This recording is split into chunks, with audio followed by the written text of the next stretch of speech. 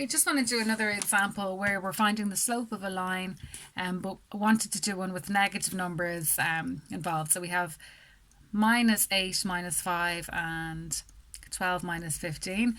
So we will plot these points. So -8 minus 5 is going to be somewhere down here.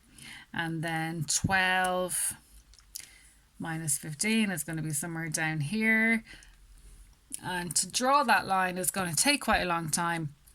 And then it's going to be a long line, and finding the slope is going to be very arduous, a lot of work. So in something like this, your preference is going to be to go and use the slope formula.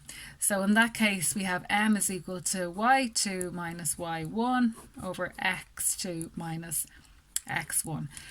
So yeah, just to draw this line and then to try and count the rise and the run, it's going to be too much work. So this is really where you're going to use your formula.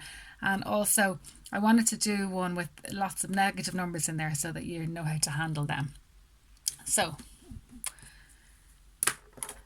as always, we write out our formula every time, and then we go to our coordinates and we label them as x1, y1, x2, y2.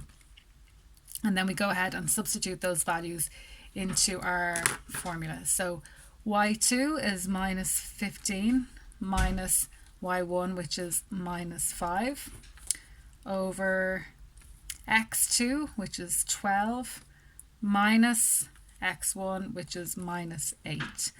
So this is like the little example that I did there about integers. There's a little video on these. So I'm going to go ahead and work it out. I'm also going to go and show you how to do it on the calculator if you're not confident in it yourself.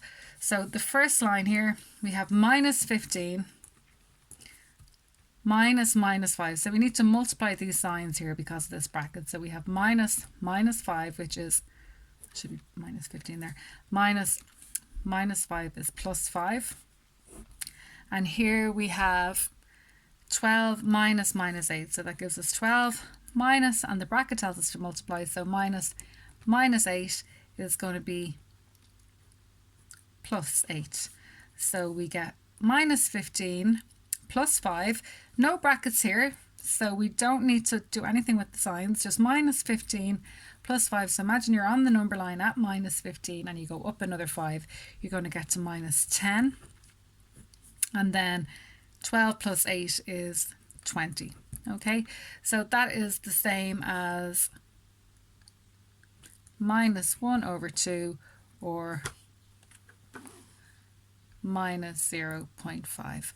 So the slope of that line is -0.5, and that tells me that the slope is going to be going in a negative direction. Okay, so it's a negative slope. Remember, the positive slopes will always be traveling in this direction. So this is a negative slope. Hopefully that's helpful, guys.